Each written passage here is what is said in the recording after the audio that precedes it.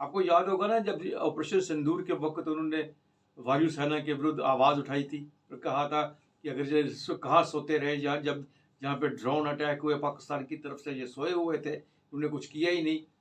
तब उस वक्त काफ़ी हमने उस बारे में चर्चा की थी, आप लोगों को बताया। लेकिन आज इनको पता चल गया है कि सेना और वायुसेना क्या क्या कर सकती है। नई खबर, नई दृष्टि, नई दिशा, रंगीन खबरों की परत दर परत खोलता है।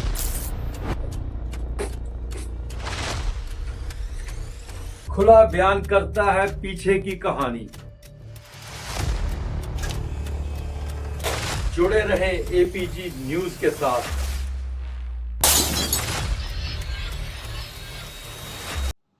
नमस्कार, प्रोग्राम 8 PM में एक बार फिर आपका स्वागत है और मैं हूं दर्शपाल गुप्ता। जम्मू कश्मीर के हालात दिन ब दिन बद से बदतर हो रहे हैं। खासकर अब जम्मू की बात करें, यहाँ में तभी भी आए फ्लड के बाद जिस तरह से लोगों के घरों में पानी चला गया, उनके घर अभी तक रास्ते में नहीं आए।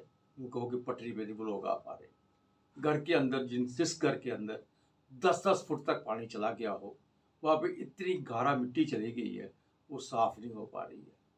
ना ही सरकार की तरफ से कोई बड़ा कदम उठाया जा रहा है। ठीक है, लगे हुए हैं, आराम से लगे हुए हैं, कर रहे हैं, लेकिन सोशल ऑर्गेनाइजेशन बहुत सी हैं जो सामने आ रही है, जो उनके लिए रहने के लिए, उनके खाने का प्रबंध कर रही है।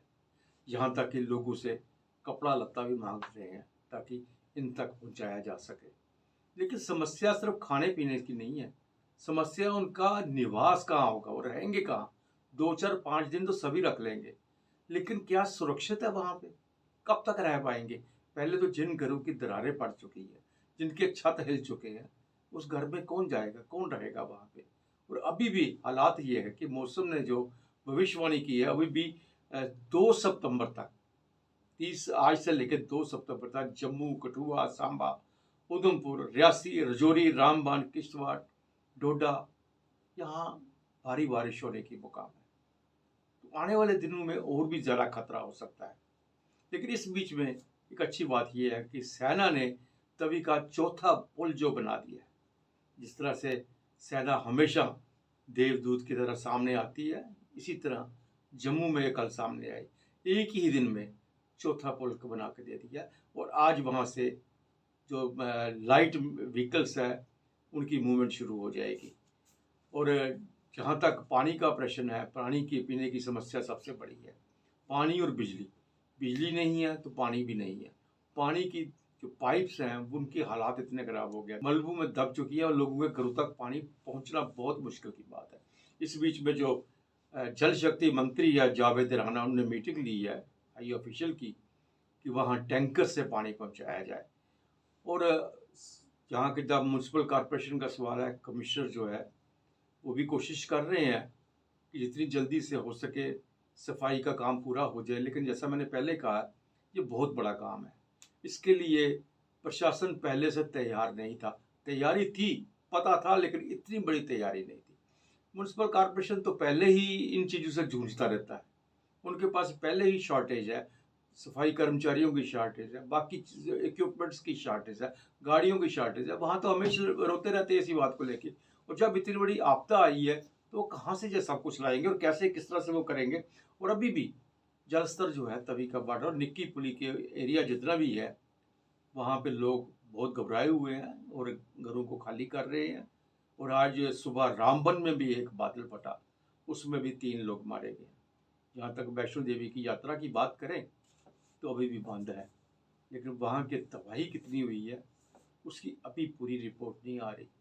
जब भी पूरा पता चलेगा वहाँ कितने लोग मारे गए हैं, कितने यात्री मारे गए हैं, तो वो भी हम आपके सामने लाएंगे। लेकिन अभी तक सभी जो है बातें इधर उधर की आ रही हैं, असलियत क्या है वो पता नहीं चल पा रहा। लेकिन इस बीच में मैंने फिर एक बार कहा, जम्मू के लोग जो हैं वो खुल के सामने आ रहे हैं। और एक बड़ी आपको अच्छी सी बात होता है, जो विधायक है उधमपुर के RS पठानिया, आपको याद होगा ना, जब ऑपरेशन सिंदूर के वक्त उन्होंने वायुसेना के विरुद्ध आवाज़ उठाई थी और कहा था कि अगर ये कहाँ सोते रहे, जहाँ पे ड्रोन अटैक हुए पाकिस्तान की तरफ से, ये सोए हुए थे, उन्होंने कुछ किया ही नहीं। तब उस वक्त काफ़ी हमने उस बारे में चर्चा की थी, आप लोगों को बताया। लेकिन आज इनको पता चल गया है कि सेना और वायुसेना क्या क्या कर सकती है।